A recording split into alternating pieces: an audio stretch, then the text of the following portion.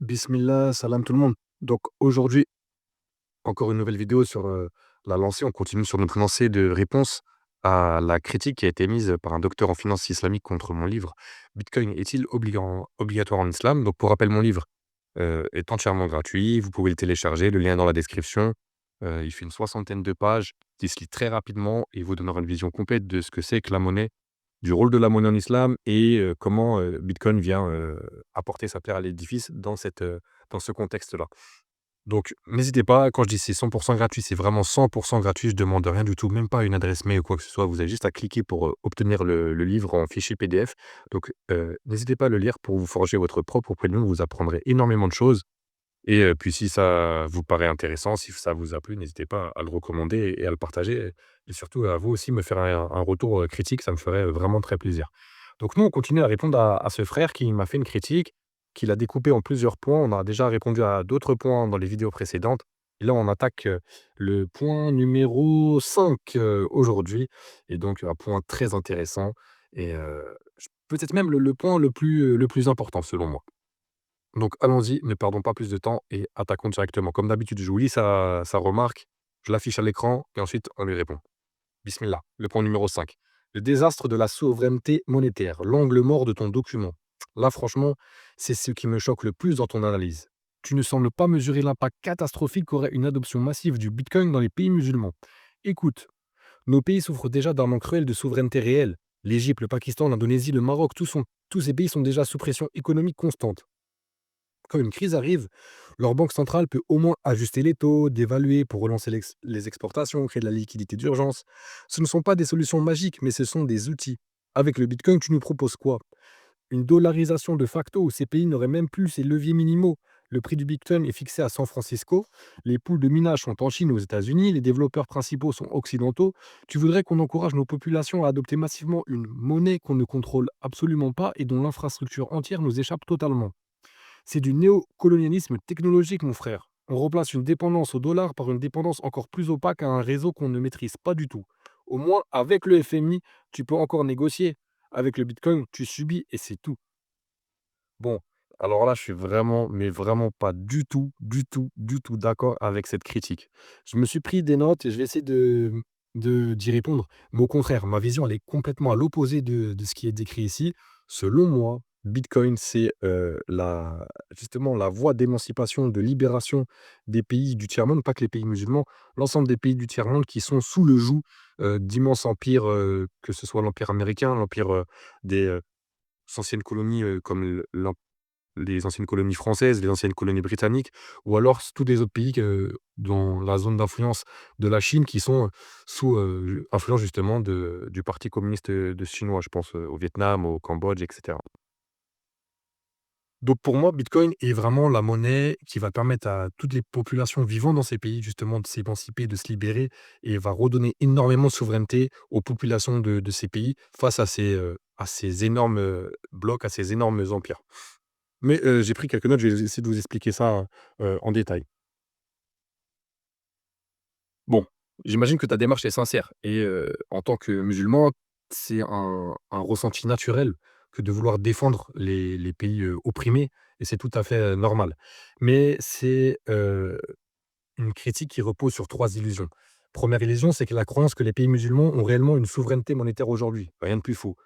Pas que les pays musulmans d'ailleurs, mais tous les pays du tiers-monde, les pays ce qu'on appelle en émergents, en développement, sont dépendants monétairement, du dollar principalement, aussi, de la France à travers le franc CFA ou alors, comme je disais, de l'influence, chinoise. Illusion numéro 2, c'est l'illusion que les politiques monétaires actuelles protègent les populations. Vous pensez que les politiques monétaires actuelles dans les pays du tiers-monde protègent leur population? Vous pensez que la politique monétaire du Zimbabwe, la politique souveraine monétaire du Zimbabwe protège sa population? Vous pensez que la politique monétaire souveraine du Venezuela protège la population du Venezuela? Quelle illusion! Une incompréhension totale en illusion numéro 3, une incompréhension totale de ce que Bitcoin permet à long terme. On va essayer de tout remettre à l'endroit. Illusion numéro 1. Nos pays, donc les pays, musulmans ou les pays du émergents en général, ont une souveraineté monétaire. Soyons honnêtes, la souveraineté monétaire des pays musulmans est une illusion. Dans la réalité, c'est le dollar qui domine tout. Le FMI qui dicte ses règles et les pays émergents ne peuvent que s'y plier, ne peuvent que s'y soumettre. Les banques centrales n'impriment pas une monnaie souveraine, elles impriment une monnaie adossée au dollar ou alors à l'euro dans le cas des pays soumis au franc CFA. Les réserves de change sont en obligations américaines, en obligations européennes. Ça a posé, on s'en est rendu compte avec la Russie. La Russie avait énormément d'avoirs, donc en fait des obligations qui étaient détenues soit en Europe, soit aux États-Unis. Et d'un coup, les États-Unis et l'Europe ont complètement gelé ces avoirs et c'est, un coup de pression, en fait, qu'ils peuvent mettre sur l'ensemble des pays émergents en disant: «Vous voyez, on a gelé, 300 000 600 000 d'avoirs que détenait la Russie auprès de nous, en euros ou en dollars. On peut le faire pour vous aussi» et les tout petits pays qui sont pas aussi imposants que la Russie, qui sont pas capables de se défendre face à cette menace, sont obligés de se soumettre. Les gros projets dépendent de prêts libellés en dollars. Va essayer, quand tu as un petit pays, de développer, une autoroute, une centrale, ce que tu veux, sans passer par le dollar pour la financer et sans obtenir un prêt du FMI, pour en dollars pour la financer. Impossible. Les banques centrales ne contrôlent même pas la valeur réelle de leur monnaie. On ne peut pas perdre une souveraineté que l'on n'a jamais eue. Pour perdre sa souveraineté, il faudrait déjà l'avoir eue. Or, comme je viens de le démontrer, les pays du tiers-monde n'ont aucune souveraineté monétaire.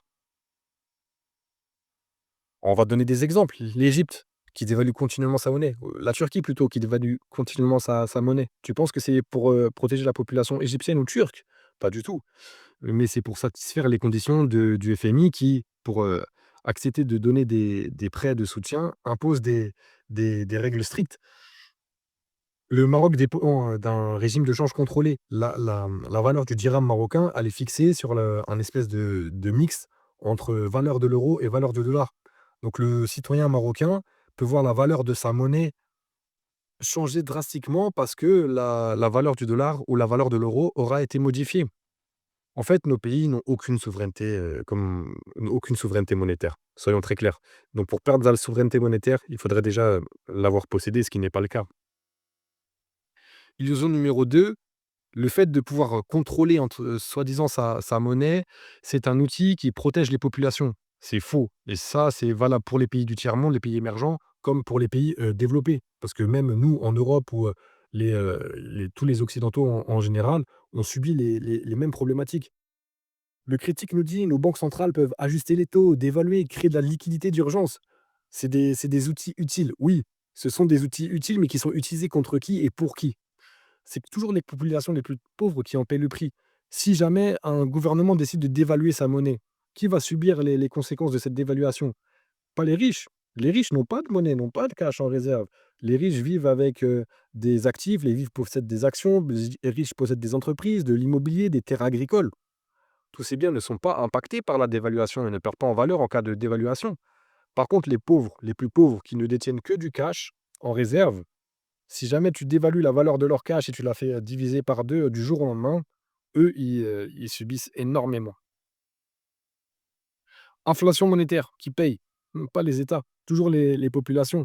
Et puis surtout, le plus choquant pour moi, tu parles de liquidité d'urgence. Mais qu'est-ce que c'est que la liquidité d'urgence? Soyons clairs, disons les termes. La liquidité d'urgence, c'est rien d'autre que du riba. Soyons très clairs là-dessus.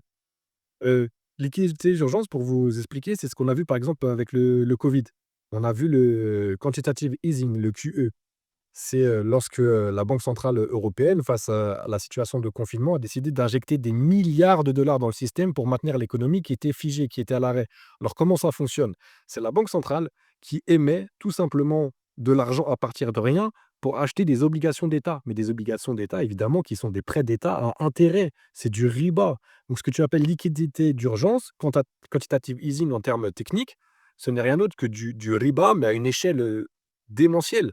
On parle de centaines ou de milliers de milliards d'un coup et donc pour me dire que, pour t'opposer au bitcoin, tu me dis que: «Oui, mais non, parce que si on a le bitcoin, on ne pourra pas faire de la liquidité d'urgence qui n'est rien d'autre que du riba à une échelle spectaculaire». Mais oui, justement, c'est parce qu'on ne peut pas faire de liquidité d'urgence. C'est parce qu'on ne peut pas recourir à tous ces outils qui sont néfastes pour les populations que Bitcoin est halal, justement pour ça. Parce qu'on ne peut pas faire toutes ces manipulations. parce que intrinsèquement, Bitcoin ne le permet pas. Tandis qu'avec la monnaie fiat, on peut faire tout cela. On peut faire du riba à grande échelle, on peut dévaluer, on peut appauvrir la population, ce qu'on ne peut pas faire avec le Bitcoin. C'est pour ça que Bitcoin est largement supérieur pour les populations des pays émergents. Illusion numéro 3, Bitcoin dépend de l'Occident, donc c'est du néocolonialisme.